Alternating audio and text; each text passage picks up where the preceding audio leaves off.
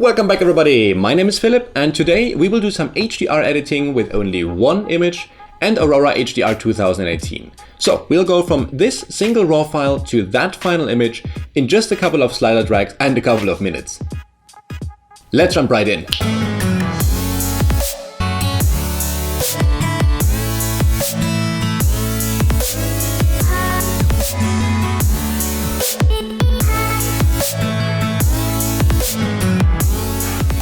Awesome. If you have never heard of Aurora HDR or HDR in general before, I'm going to link all the necessary information that you need to get started with it, everything that you need, that you might use, how to prepare for it, and why you want to do it in the description down there. So just head over to the blog let'simage.com and have a look following the link down there.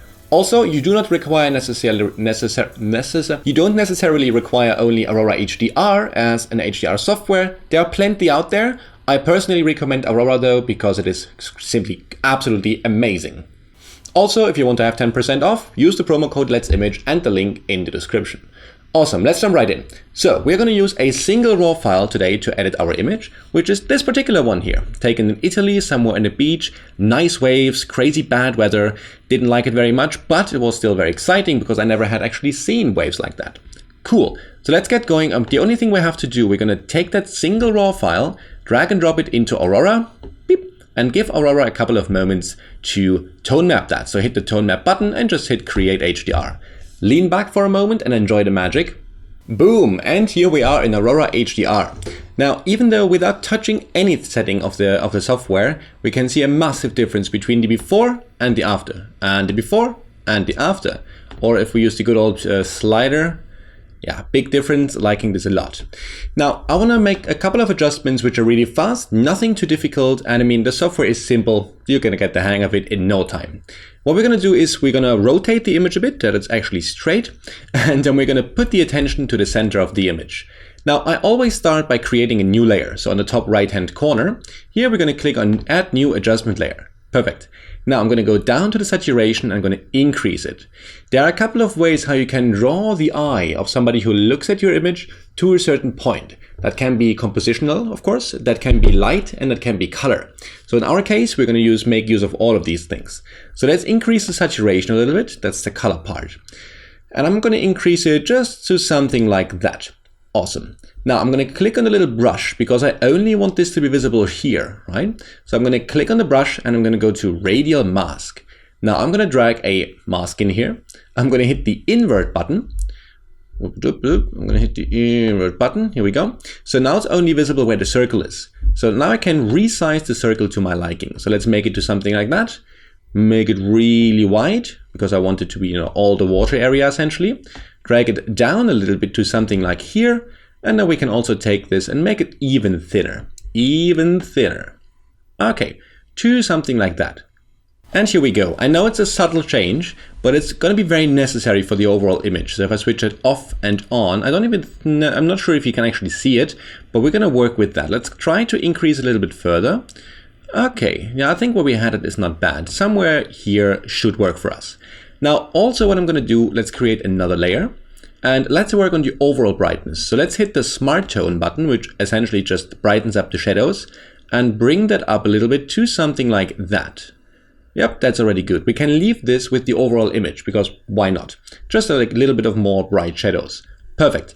Now, once we have that, we want to take care and make sure that the foreground is nicely dark, whereas the attention is a little bit on the particular sort of center area of the sky here. So what I'm going to do is, again, another layer. I'm a man of many layers. You don't have to do it like that. I just like to have each setting in a different layer. Now, let's go ahead and let's increase the highlights. So I'm going to bring up the highlights just with the highlights button here. Just let's say something like that is not bad at all. Perfect. Now, this particular highlight setting we can actually leave everywhere because we're going to put even more attention to the center of the image in just a moment with the vignette. Now, for now, let's darken down the foreground area. So, new layer, add new adjustment, and here I'm going to bring down the exposure. Just going to bring it down to something like that. I'm going to hit the brush again, and I only want this in the foreground. So let's get a gradient mask. And just paint that, or drag that in rather, into the foreground to a point that we are satisfied. Let's bring it up to, let's see, maybe something like that's not bad.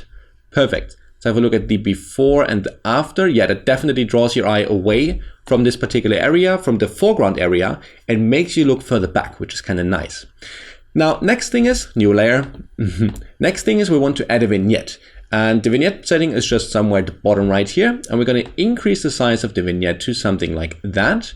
And we're also going to boost up the inner brightness just to something like, let's say something like this. Yeah, I like that. That looks good.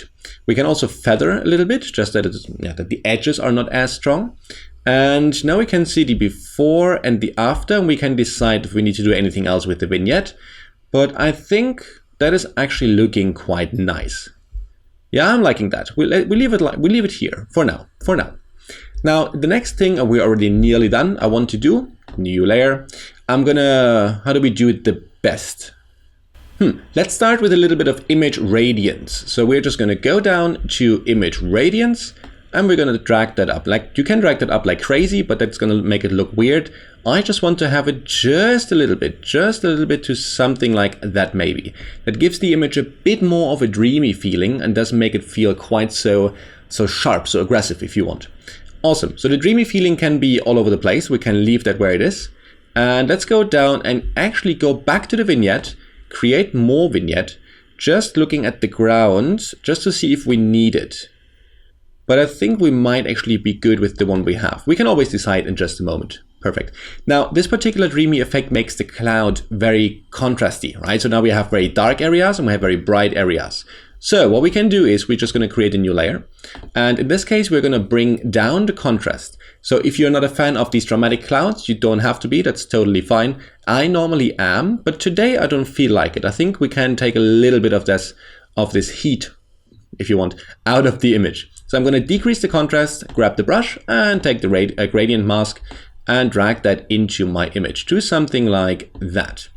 So only this. So let's see, until which point do we want to have it?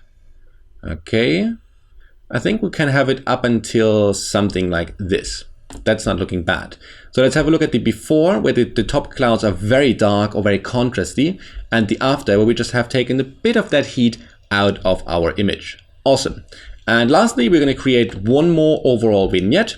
So I'm going to go down to vignette here and increase the feathering and increase the inner brightness just a little bit. Okay, here we go. And also, because the brights are very bright now, let's bring down these highlights just a notch to something like this maybe, just that it's looking a bit more normal. And I think we can actually leave it here. That is a big change from as to how it was before. And just in a couple of minutes, a couple of layers, a couple of settings, and you brought essentially an image from here, which is nothing, to a really nice sort of dramatic beach image or a water image if you want. And here's also the before and after slider, the before and the after, and the before and the after. Remember, you don't have to be as dramatic as I am. For instance, if you don't like this dark foreground here, you don't have to live with a dark foreground like that. You can always at any point come in, increase the exposure a little bit to something like that maybe, and then use even a brush to bring in the brightness adjustment of that particular brush. So we can make our size a bit larger here to something like, well, something like that. And with an opacity of 40%, we're just going to bring in a bit more brightness. Oh yeah, here we go. And just like a little bit tapping away so that we can bring that in. Also, this corner is very dark. Let's make it a bit brighter. Awesome. I kind of like that a lot. That looks really cool. Perfect. Simple image, simple editing, and in no time at all we have brought something that would otherwise be rubbish to something that at least looks very dramatic and cool. Now, if you use Photoshop, Aurora HDR, Lightroom, whatever you do, and you want to share your work or your tips, tutorials, and whatever you have, remember, now we have our own Facebook group, which you can obviously join if you want to, and then you can share your work, get criticism if you ask for, or share whatever you want to share. Other than that, I hope you did like the video. If you did like the video, do not forget to hit the thumbs up button, and also do not forget to subscribe. It's going to help me out a lot.